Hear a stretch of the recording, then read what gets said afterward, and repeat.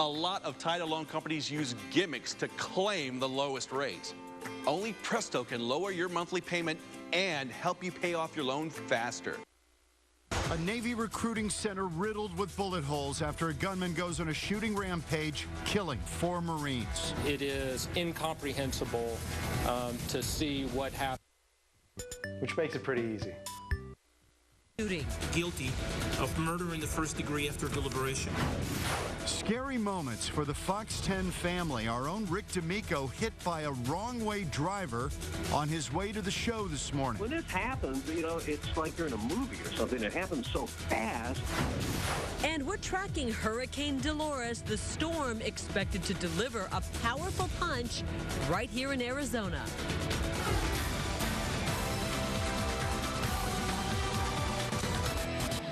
First on Fox tonight, Innovation that excites. ABC 15 breaking news. Just minutes ago, a wildfire has erupted in the Tonto National Forest. Yeah, Steve's monitoring the latest right now from the ABC 15 live.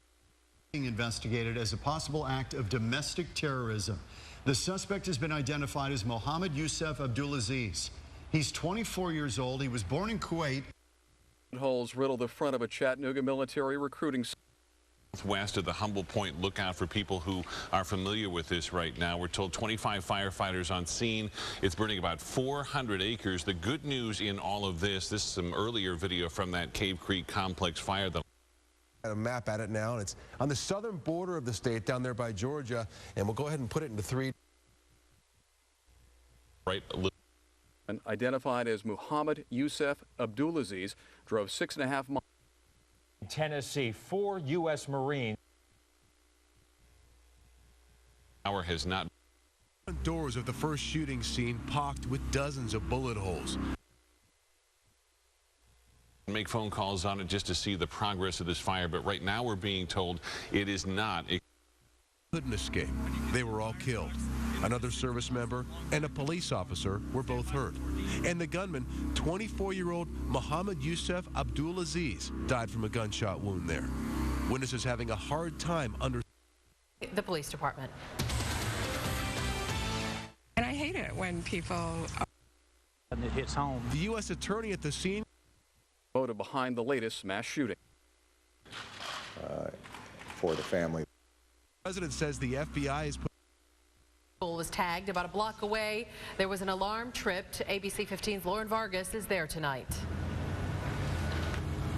Well, just to give you some valor to be.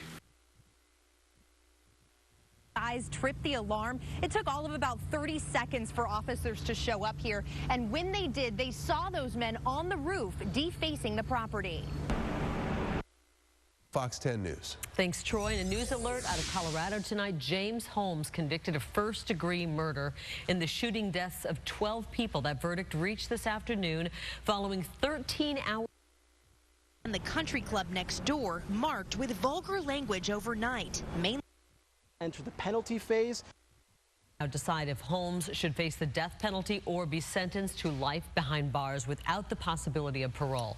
Now, one of Holmes' 12 victims was 24-year-old Alex Tevis. He grew up in Ahwatukee and graduated from the University of Arizona. He died shielding his girlfriend from the bullets. A trial date has been set for accused Charleston church. These two men, 20-year-old Alfredo Jimenez and 20 there, naked and handcuffed. I felt like nothing. I felt like unhuman. I felt like I didn't matter. I felt like I had no value to these people. Esmeralda Rossi says the officers were at her home to ask about a domestic situation. Chandler spraying graffiti on businesses and damaging signs. Making me very uncomfortable. I'm gonna go get my daughter to record what's happening because something's not right here. So I close the door, I take about 5-6 steps into my living room, and I hear the door open and I hear boots just running in after me. Her daughter's cell phone captures what happened next, while Officer Doug Rose confronts Rossi. Rossi gets annoyed and starts talking back. Stay away from that phone. I heard you the first time, I don't need you to tell me the second. I'm not dumb. Moments later, Officer Rose says he's taking her to jail. Rossi still has no clothes on. Her 15-year-old daughter is there, watching the chaos the whole time. To hear them talk to my daughter and to see her pain and to see how much she wanted to say. So ironic, though, that they were tagging anti-police stuff and the police caught them. Officers showed up. But she would follow up. According to the findings of an internal investigator's report, Officer Rose entered Rossi's house illegally and omitted key information in his police reports. But before it could make it to his supervisors, Rose retired. Rossi now has a lawyer. They have an immense power that is years and has become a popular East Valley. Maldonado is being charged as an adult in this case, and we've asked the Phoenix Police Department more than once where Maldonado was coming from before that crash and where he may have gotten the alcohol before getting behind the wheel. And as soon as we get those answers, we'll let you know. New at 5, police say this man went up to a 15-year-old girl at a Phoenix park and asked her for sex and then followed her around nonstop. According to the police, the suspects tagged the sign. We're told he admitted to the crime to police, which happened at a park off 7th Avenue, and for criminal damage and burglary, both of them felonies. I'm Andrew Hasbun, Fox 10 News. In Phoenix, police say a 15-year-old teen driving without a license crashed into a semi-truck. And I mean, as you can see, there's still no crime. Maybe even tonight in a few spots. The driver of the truck and passenger were both taken to the hospital, and the teen was cited for speeding and driving without a license. Pretty scary morning for the Fox 10 family here. Our own Rick D'Amico, beloved Rick D'Amico, involved in a head-on crash while he was on his way to work. And he's okay. He's at home tonight recovering, but Rick says he's pretty sore. He's in good spirits, though. Rick, we wish you well. This was really a nasty, nasty crash. This is video from the scene. 32nd Street in Union Hills, and according to police, a 27-year-old driver, this is frightening, crossed the center line, crashing into Rick's car head-on. Now, he veered out of the way at the last second, and that may have really saved him from a worse fate. The driver may have been impaired at the time of the crash. Her car rolled. She was taken to the hospital in serious condition. Now, Rick was tweeting from the scene. You know, he is a newsman after all. Yeah. He was giving us updates throughout the morning, and you can see his car has some pretty heavy front-end damage. He spent some time with the firefighters, then he checked in with the viewers by phone. When this happens, you know, it's like you're in a movie or something. It happens so fast. Yeah.